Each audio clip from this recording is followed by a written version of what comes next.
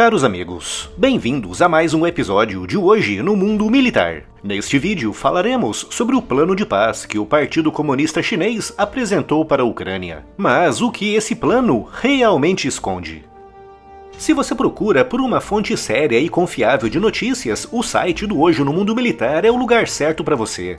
Notícias e análises diárias feitas por um time profissional muito qualificado, cobrindo temas militares e geopolíticos relevantes no Brasil e no mundo. O site do Hoje no Mundo Militar é a sua dose diária de informação militar e geopolítica. O link está aqui na descrição. Quando Vladimir Putin invadiu a Ucrânia, ele detalhou em um longo discurso todos os seus objetivos, destacando a desnazificação da Ucrânia, com Putin alegando que aquele país, apesar de ser governado por um judeu e de ter ótimas relações com Israel, não passa de um estado nazista. Salientou também a necessidade da Rússia apoiar os povos de origem russa que vivem no Donbás, uma região que desde 2014 está em guerra com o governo de Kiev, uma guerra iniciada e financiada pelo próprio Putin. E por último, mas não menos importante, Putin queria a desmilitarização completa da Ucrânia, alegando que aquele país estava sendo armado pela OTAN para atacar e destruir a Rússia. Em fevereiro, naquele seu discurso, Putin não referiu questões como anexações de terras ucranianas. Mas, no final de setembro, esse ponto se mostrou central para sua invasão, com Putin anunciando a anexação ilegal de 4 regiões ucranianas. Curiosamente, regiões que ele nem sequer controla na totalidade. Se ainda havia alguma dúvida, ficou claro naquele momento que Putin não tinha invadido a Ucrânia para desnazificar ou para salvar povos de origem russa que estavam mergulhados em uma guerra em Donbás que ele próprio começou em 2014. O seu objetivo com a sua invasão da Ucrânia era apenas o de anexar territórios, amplas áreas que, de acordo com ele, pertencem historicamente à Rússia.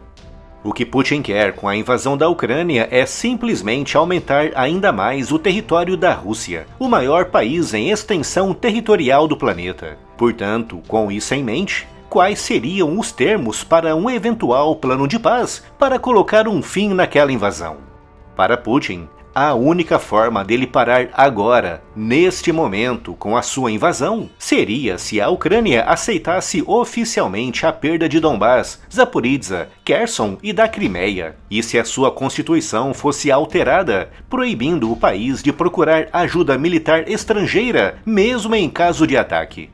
Xi Jinping, líder do Partido Comunista Chinês, sabe muito bem dos objetivos de Putin naquela guerra e sabe que a única forma de parar aquela guerra seria através do reconhecimento ucraniano da anexação russa daquelas 4 regiões. No entanto, mesmo sabendo disso, a China também sabe que oficialmente não pode apresentar um plano pedindo que uma nação abra mão de partes do seu território, já que isso reforçaria os argumentos usados por Taiwan para defender a sua luta pela independência.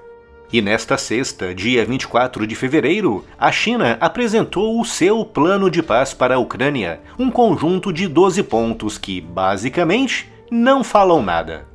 No tal plano de paz, a China não condena a sua aliada Rússia pela invasão da Ucrânia, mas condena a Ucrânia e o Ocidente por estar garantindo a defesa ucraniana frente a essa invasão.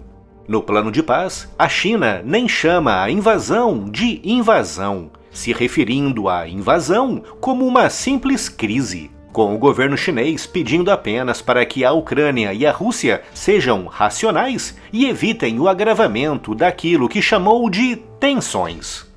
No plano de paz, a China nem sequer pede que a Rússia deixe a totalidade ou ao menos uma parte dos territórios que invadiu e ocupou.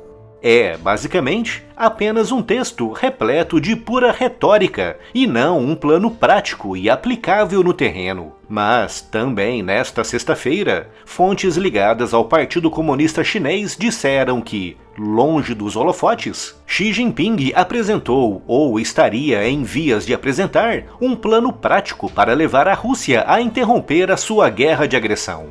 Este mapa que aparece na tela resumiria esse suposto plano, ou seja, a Ucrânia deverá aceitar a perda das 4 regiões anexadas ilegalmente por Putin, e além disso, deve se desmilitarizar a leste do rio Dnieper. Nessa tal zona desmilitarizada, o exército ucraniano deverá se retirar imediatamente e totalmente, podendo atuar ali apenas policiais fronteiriços. Esse suposto alegado plano de paz chinês se parece, na verdade, com termos de rendição para a Ucrânia, já que daria a Putin tudo aquilo que ele mais deseja nesse momento. Além de um bônus extra, que seria uma pausa na guerra para poder voltar a atacar a Ucrânia em 2 ou 3 anos, para conquistar a tal zona desmilitarizada a leste do Dnieper. O plano de paz oficial apresentado pela China, que como referi aqui é apenas retórica, e esse alegado plano de paz para a divisão da Ucrânia, demonstram claramente como é difícil conciliar objetivos tão diferentes naquela guerra. De um lado, Putin quer expandir ainda mais aquele que já é o maior país do mundo, anexando áreas ucranianas ricas em indústria, minérios e agricultura. E, do outro lado, a Ucrânia quer se manter independente e quer ter a autonomia para poder escolher e decidir o seu próprio destino. Com objetivos tão antagônicos e com países supostamente neutros como a China tentando ajudar a encontrar uma solução pacífica, fica bem claro que aquela guerra, infelizmente, ainda vai se arrastar por muito tempo e que o seu fim só chegará quando um dos lados esgotar totalmente os seus recursos. Não param de chegar novidades à loja do canal. Se você procura aquele presente bem legal com o tema do militarismo, a loja do canal é o lugar certo para você. O link da loja você encontra aqui na descrição.